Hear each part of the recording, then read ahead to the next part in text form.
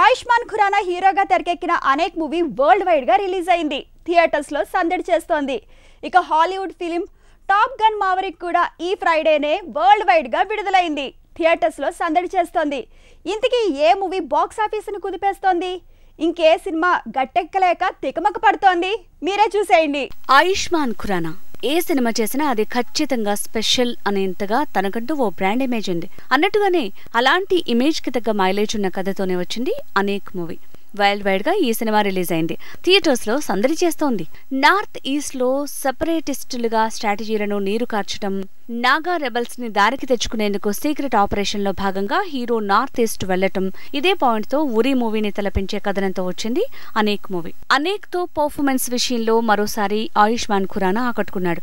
First time north east ని focus చేస్తూ ఈ స్థాయిలో ఓ హిందీ మూవీ రావటం అందరినీ ఆకట్టుకుంటోంది. కాకపోతే కథనాల విషయంలో మిక్స్డ్ టాక్ వస్తోంది.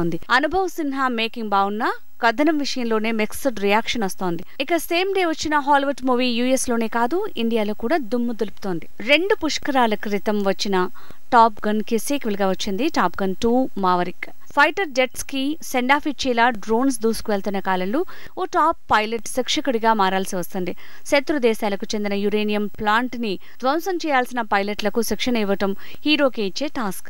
అయితే ఆ ట్రైనీ పైలట్స్ లో హీరో ఫ్రెండ్ ఉండడంతో తనకి హీరోకి మధ్య కొన్ని సంఘటనలు జరగటం, ఫైనల్ గా వాళ్లకిచ్చిన టాస్క్ లో అనుకోని ట్విస్ట్ రావటం, ఇలా సాగుతూ ఉంటుంది top gun 2. Top gun maverick నిజానికి Tom Cruise one man show అంటున్నారు.